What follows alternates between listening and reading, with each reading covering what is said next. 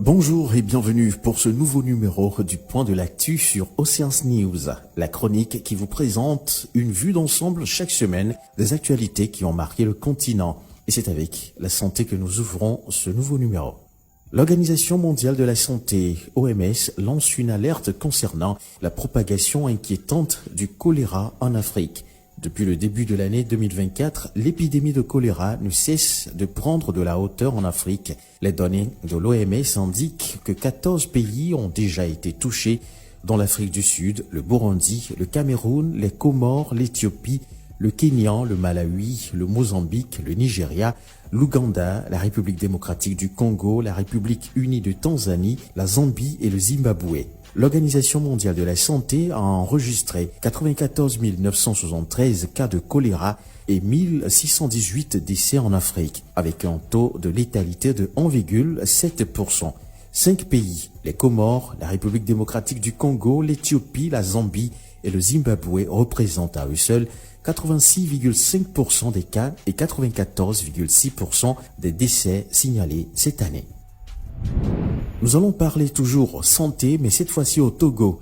Le pays a pris des mesures proactives pour se protéger contre la variole du singe, également connue sous le nom de Mpox, une maladie virale en pleine propagation dans plusieurs pays du monde. L'Organisation mondiale de la santé a annoncé mercredi 14 août que l'épidémie de variole du singe constitue une urgence de santé publique mondiale, avec plus de 15 000 cas recensés et 461 décès à travers divers pays africains dans la Côte d'Ivoire. Pour répondre à la déclaration de l'OMS, le ministère togolais de la Santé a annoncé jeudi 15 août 2024 un renforcement important de la surveillance épidémiologique sur l'ensemble du territoire avec une attention particulière aux points d'entrée du pays.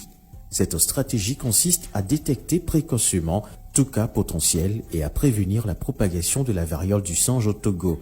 La maladie, hautement contagieuse, se transmet principalement par contact direct ou indirect avec des liquides biologiques, des lésions cutanées ou encore des sécrétions respiratoires d'une personne infectée. Au Sénégal, un nouveau programme de soutien aux entrepreneurs voit le jour grâce à une initiative conjointe entre la Délégation générale à l'entrepreneuriat rapide des femmes et des jeunes et le Fonds de financement de la formation professionnelle. Cette collaboration aboutit à la mise en place du projet d'appui et de valorisation des initiatives entrepreneuriales pour les femmes et les jeunes avec un budget alloué de 80 millions de francs CFA. La cérémonie de signature du partenariat s'est tenue lundi 12 août 2024. Il a pour but d'apporter un soutien technique à plus de 600 entrepreneurs. Les services proposés comprennent l'accès à de nouveaux marchés, l'intégration de technologies modernes et des formations spécialisées en gestion. L'initiative vise à accroître la compétitivité des projets entrepreneuriaux et à améliorer les opportunités d'emploi pour les jeunes. En Côte d'Ivoire, à partir du 1er septembre 2024, les détenteurs de passeports ordinaires ivoiriens devront désormais obtenir un visa pour se rendre au Maroc. Cette mesure, annoncée le 14 août 2024 par le gouvernement ivoirien, est le résultat d'une concertation avec les autorités marocaines et sera en vigueur pour une période expérimentale de 2 ans. Le ministère des Affaires étrangères de la Côte d'Ivoire a précisé dans son communiqué que cette mesure vise à endiguer les pratiques illégales et à protéger l'intégrité du passeport ivoirien. Avec cette nouvelle règle, le gouvernement souhaite promouvoir les voyages légitimes et sécurisés tout en empêchant l'usage de documents frauduleux. Nous poursuivons le point de l'actu, toujours en Côte d'Ivoire, pour évoquer la nomination du Malien Kader Maïga à la tête de Vivo Énergie Côte d'Ivoire. Depuis le début du mois d'août 2024, le Malien Kader Maïga a pris ses fonctions en tant que directeur général de la filiale locale du géant énergétique Vivo Énergie. Il succède à Abousso qui a dirigé l'entreprise de février 2022 à juillet 2024. Fort d'une carrière riche et variée, l'industriel malien en poste depuis le 1er août 2024 apporte à Vivo Énergie Côte d'Ivoire une expertise particulière en développement commercial et en gestion opérationnelle. Ses priorités seront de maintenir l'élan de succès et de mettre en œuvre des stratégies qui visent à optimiser la performance et la présence de Vivo Énergie en Côte d'Ivoire.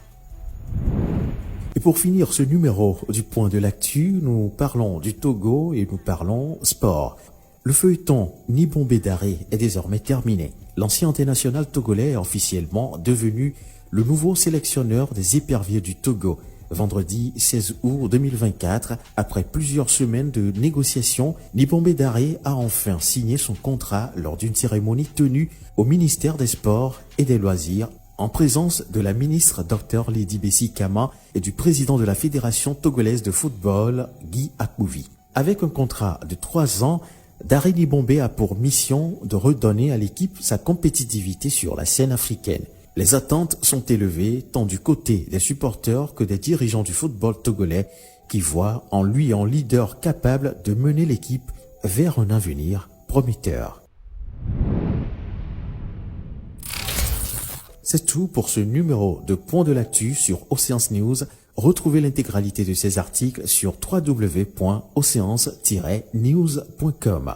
Je vous retrouve le lundi prochain pour un autre numéro de Point de l'actu sur Océance News. Je suis Joël Kokou.